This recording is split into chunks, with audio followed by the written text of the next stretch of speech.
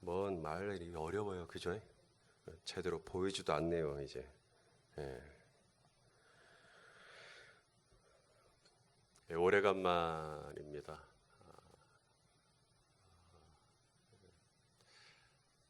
어색하구만요. 예. 자, 오늘 나눌 말씀의 제목은 나는 믿음이 있는가라는 제목으로 말씀을 나누려고 합니다.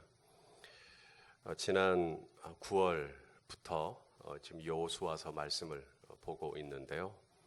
이 여호수아는 크게 두 부분으로 나뉩니다. 여호수아가 총 24장이죠. 정확하게 절반으로 자르면 됩니다.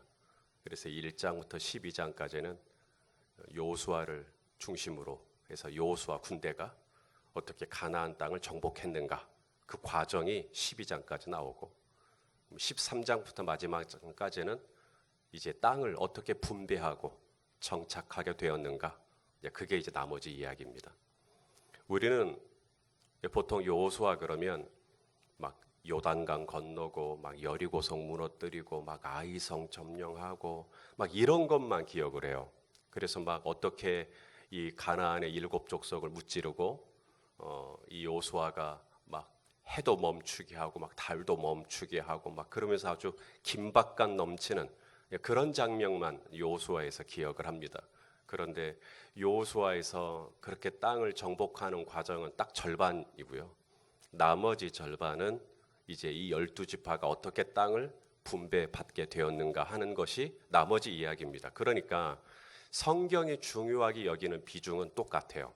가나안을 정복하는 과정도 중요하게 여기지만 이 이스라엘 12지파가 어떻게 땅을 분배받게 되었는지도 굉장히 비중 있게 다루고 있다는 거예요. 우리는 이것을 균형 있게 볼 필요가 있습니다. 그래서 성경에서 중요하게 여기고 있는, 성경에서 우리가 볼 때 막 무슨 이름도 너무 낯설은, 그런데 그걸 일일이 다 우리에게 이야기를 해주고 있단 말이죠. 이유가 있어요. 그것은 바로 하나님의 약속의 성취입니다. 하나님께서 이스라엘 백성들에게 내가 이 땅을 너에게 줄게, 그리고 그 땅이 정말로 이스라엘의 땅이 되었는가, 정말로 이스라엘이 이 땅의 주인이 되었는가라고 하는 것이 바로 이 분배의 과정 속에 담겨 있는 하나님의 아주 굵직한 메시지입니다. 정말로 줬다는 거예요. 정말로 유다 지파가, 루벤 지파가, 므낫세 지파가, 갓 지파가, 에브라임 지파가, 이 베냐민 지파가 정말로 그 땅을 분배받게 되었다라는 얘기를 지금 하고 싶은 것이죠. 그러므로 하나님께서 진즉에 400년 전에, 훨씬 더 그 이전에 아브라함에게 내가 이 땅을 너와 내 자손에게 주리라 한 약속을 성취하신 하나님, 성취하셨다라는 말은 신실하신 하나님이라는 이야기입니다. 우리 하나님은 당신의 입으로 하신 말씀은 반드시 이루시는 하나님이라는 것을 우리는 여호수아를 통하여 확인하게 되는 것이죠. 우리 말씀을 하나 읽겠습니다. 예레미야 33장 2절 말씀인데요. 자, 한번 같이 읽어보십시다. 시작. 이를 행하시는 여호와, 그것을 만들며 성취하시는 여호와, 그의 이름을 여호와라 하는 이가 이와 같이 이르시도다. 그래서 땅이 분배되어지는 이 과정이 굉장히 어떻게 보면 좀 지루하고 좀 낯설고 좀 무료하고 따분하고 그렇지 않다는 거예요. 여기에는 하나님께서 분명히 우리에게 말씀하고자 하는 메시지가 있는데 하나님의 신실하심입니다. 그 일을 행하고 그 일을 성취하고 그 일을 만들어내고 그 일을 이루시는 하나님이라고 하는 메시지를 우리에게 주기를 원하시는 것이죠. 여기 그것을 만들며라고 할 때 이 만들며라는 이 단어는 아사라는 히브리어인데 그것은 창조한다는 뜻이에요. 하나님이 일하시는 방법 중에 하나는 창조적인 방법이라는 게 있어요. 세상에 요단강의 강물을 멈추게 하는 방법, 세상에 이런 창조적인 게 어디 있어요? 그냥 성을 돌기만 했을 뿐인데 성이 무너져 버려요. 이런 창조적인 방법. 하나님이 저와 여러분을 도와주려고 하면요, 인간의 생각과 기대와 경험을 뛰어넘는 창조적인 방법으로 하나님은 저와 여러분을 도와주실 수 있다는 거예요. 일을 만들고 또 그것을 행하고 그것을 성취하시는 하나님. 이런 신실하신 하나님 앞에 우리가 보일 수 있는 반응. 하나님이 신실하시다고 했으니까 우리가 이 신실하신 하나님 앞에 우리가 보일 수 있는 반응은 하나예요. 믿음입니다. 신뢰해요. 하나님이 신실하시니까 우리는 그분을 믿어야 되는 거예요. 그분을 믿을 수 있는 거죠. 그럼 그렇다면 내가 그분을 믿는다면 정말 믿음의 증거라고 할까요? 믿음의 열매가 나와야죠. 내가 신실하신 하나님을 믿기 때문에 내가 할 수 있는 반응들이 있어요. 그걸 오늘 여호수아가 합니다. 이스라엘 백성들이 합니다. 믿음이 있는 저들이 믿음을 가지고 신실하신 하나님 앞에서 어떤 열매들을 가지고 있는가? 자, 첫째는 순종입니다. 순종. 우리가 하나님이 말씀하시고 또 순종해야죠.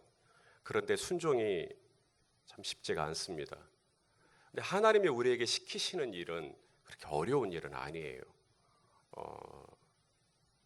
성을 돌아라.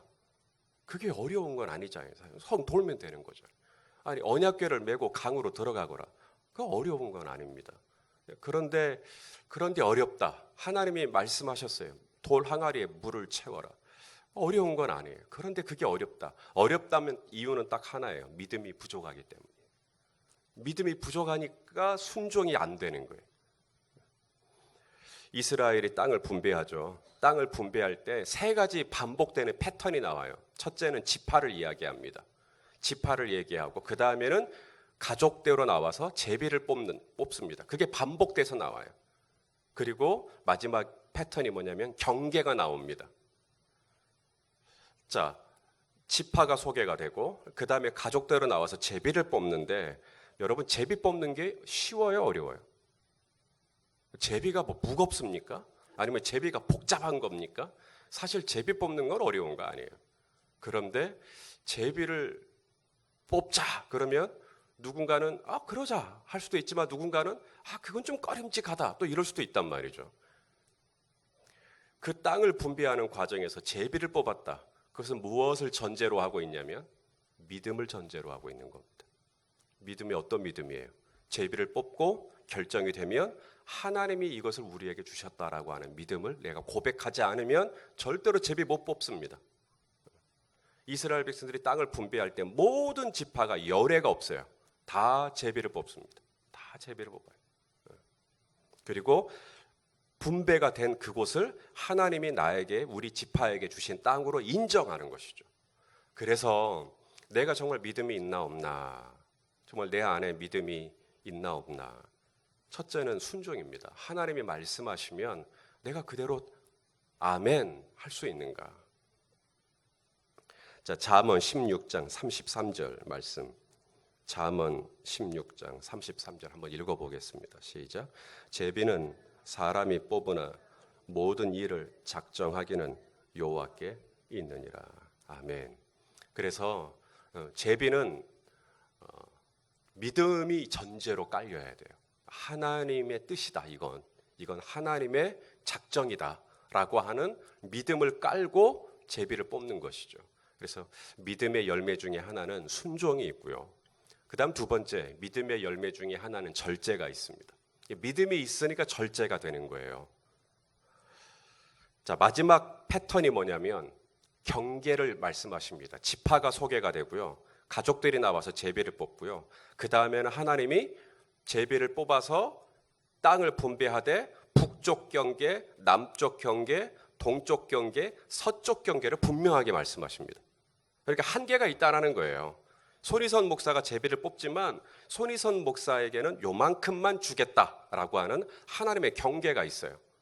내가 원한다고 난 더 그게 안 돼요. 하나님이 너는 북쪽에는 여기까지, 남쪽은 여기까지, 서쪽은 여기까지. 자, 오늘 본문도 보십시다. 19절하고 20절 말씀인데 뭐 많은 있지만 그것만 읽겠습니다. 19절, 20절 시작. 또 북으로 백호글라 곁을 지나서 요단 남쪽 끝에 있는 여매의 북쪽 해만이 그 경계의 끝이 되나니 이는 남쪽 경계며 동쪽 경계는 요단이니 이는 베냐민 자손이 그들의 가족대로 받은 기업의 사방 경계였더라. 여러분, 경계를 말씀하셨다는 것은 뭘 의미할까요? 다 주지 않았다. 우리 중에 다 가진 사람이 있나요? 다 받은 분이 있나요? 그럴 수 없. 우리 예수님도 다 못 받았잖아요. 바울도 다 못 받았잖아요. 경계가 있어요. 믿음이 있으면 어떻게 될까요? 하나님이 사방으로 지어주신 경계를 인정하고 받아들여요. 믿음이 있으니까. 하나님, 제가 이건 내가 괜찮습니다. 바울이 주여 내 안에 있는 이 육체의 이 가시, 이 병을 좀 고쳐주십시오. 하나님이 그러시죠. 내 은혜가 너에게 족하다. 경계를 딱 정하신 거. 거기까지. 이걸 내가 받아들일 수 있겠는가? 디모데전서 6장 8절 말씀입니다. 디모데전서, 제가 성경을 읽다가 이 본문에서 제 눈이 튀어나오는 줄 알았어요. 이렇게 말씀하시더라고요. 시작. 우리가 먹을 것과 입을 것이 있은즉 족한 줄로 알 것이라. 어제 저녁에 여러분 뭐 좀 드셨어요? 예, 족한 줄로 아십시오. 저도 어제 저녁에 붕어빵 5개 먹었습니다. 제 아내가 붕어빵 2,000원어치 사오면서 붕어빵 정도는 먹어줘야 한국에 온 기분 나제 이러면서 붕어빵 5개 먹었어요. 예. 여러분 족한 줄로 알라. 붕어빵 5개면 족하다. 붕어빵 5개면 족하다. 입을 것이 있은즉 오늘 다 우리 옷 입고 나왔잖아. 그러면 족하다. 성경에서 영성 있죠, 영성. 영성, 중요하게 여기는 영성 중에 하나가 자족의 영성이 있습니다. 자족이 그냥 이 정도면 충분하다라고 하는 건데 그거 아무나 못 갖습니다. 믿음이 있어야 갖습니다. 믿음이 있어요. 우리 교회 이만하면 충분하다. 우리 목장 이만하면 충분하다. 우리 집 이 정도면 충분하다. 이거 우리 아들, 딸 이 정도면 충분하다. 아무나 그런 마음 못 갖습니다. 믿음이 있어야 돼요. 믿음이 있어요. 믿음이 있어야 순종하고요. 믿음이 있어야 절제가 돼요. 마지막, 나는 정말 믿음이 있는가? 3번째가 뭐냐면 간구입니다. 간구. 내가 믿음이 있나? 그러면 간구, 기도가 돼요. 오늘 새벽에 나오셨죠? 기도하러 나오신 거잖아요. 기도하러. 왜 기도하러 나오실까요? 믿음이 있으니까 기도하러 나오시죠. 물론 이 자리에 계시지 않는다고 해서 믿음이 없다라는 건 아닙니다만 믿음이 있다라는 증거가 뭐냐면 믿음이 있으면 반드시 기도로 연결됩니다. 믿음은 간구로 연결돼요. 자, 땅을 분배할 때요. 오늘부터 이제 베냐민부터 시작해가지고 나머지 7지파, 그러니까 5개 지파는 이미 땅 분배가 끝났어요. 르우벤 지파, 갓 지파, 므낫세 지파, 에브라임 지파, 유다 지파는 이미 땅 분배가 끝났어요. 그리고 이제 나머지 7개 지파가 베냐민부터 시작해가지고 이제 시므온, 이사갈, 납달리, 단 이렇게 쭉 나옵니다. 그러면 이미 분배가 끝난 5개 지파와 오늘부터 시작되는 7개 지파와 사이에 무슨 비교, 무슨 차이가 있나? 5개 지파는 왜 먼저 분배가 됐고 왜 베냐민부터 이제 분배가 되는가? 5개 지파의 공통된 특징이 있죠. 전부 다 구했어요. 우리에게 이 산지를 주십시오. 우리에게 이 땅을 주십시오라고 구했어요. 나머지 지파는 안 구했어요. 루벤 지파, 갓 지파, 므낫세 지파가 요단 서편 땅을 보고도 여기 좋습니다. 우리 여기 주십시오.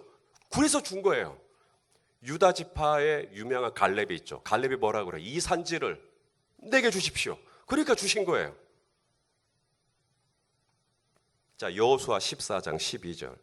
여호수아 14장 12절 읽어보겠습니다. 시작.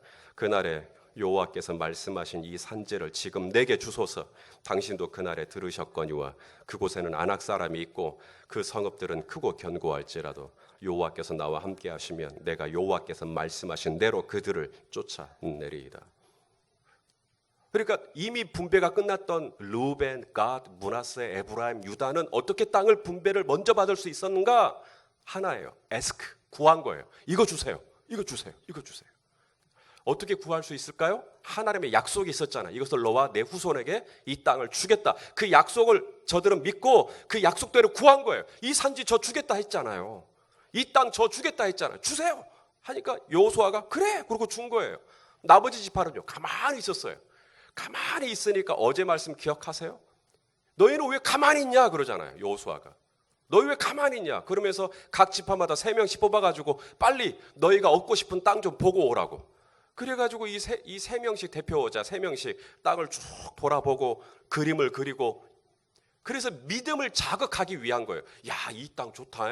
우리 집안 여기서 살았으면 좋겠다. 그런 마음을 갖도록 하기 위해서. 그리고 돌아와서 베냐민부터 시작해서 이제 땅 분배가 시작이 되는 것입니다. 그러므로 땅을 분배하는 과정 속에서 드러난 믿음은 뭐냐? 먼저 믿음이 있으면 순종할 수 있고요. 제비를 뽑잖아요. 그리고 하나님의 뜻으로, 이것이 하나님의 작정된 뜻으로 내가 받아들이는 순종과 인정의 믿음이 생겨요. 두 번째는 경계를 정하시죠. 그래서 요만큼만. 베냐민 같은 경우는 아주 조금만 주세요. 그래도 베냐민은 그거 가지고 뭐라 안 해요. 하나님이 정해준 경계를 감사함으로, 자족함으로 받아요. 절제가 가능해요. 마지막, 우리가 이 땅 분배하는 과정을 통해 배우는 믿음은 뭐냐면, 믿음이 있으면 간구한다는 거예요. 주여 주시옵소서. 이 산재를 주시옵소서. 주시옵소서. 여러분, 하늘에 해가 몇 개죠? 제가 질문을 너무 어렵게 했나? 하늘에 해가 몇 개예요? 하나죠. 하늘에 달은 몇 개입니까? 하나입니다. 해를 없애고 해를 대체할 수 있는 게 있나요? 하늘의 달을 좀 지우고 그 달빛을 대체할 수 있는 빛이 또 있나요? 믿음도 마찬가지입니다. 신앙생활에서 믿음을 대체할 수 있는 건 없습니다. 어떤 분은 나 열린배대교회 다닌다가 믿음인 줄 알아요. 나 이런 전통 있는 교회 다닌다, 우리 교회가 수만 명 모이는 교회 다닌다가 믿음인 줄 알아요. 나 헌금 이만큼 한다가 믿음인 줄 알아요. 나 교회에서 장로야, 안수집사야, 이게 믿음인 줄 알아요. 믿음은 그런 거 아닙니다. 믿음은 무엇이냐? 주님이 말씀하시면 예 하는 게 믿음이에요. 믿음은 무엇이냐? 내 은혜가 내게 족하다 할 때 아멘 하는 게 믿음이에요. 믿음은 무엇이냐? 구하라 주실 것이요, 찾으라 낼 것이요, 문을 두드리라 너희에게 열릴 것이라 말씀을 의지하고 이 산지를 내게 달라고 요구하는 게 믿음이에요. 오늘도 이 믿음 가지고 우리 주님의 약속을 딱 붙잡고 하나님의 은혜의 보좌에 나아가는 저와 여러분 다 되시기를 예수님의 이름으로 축원합니다.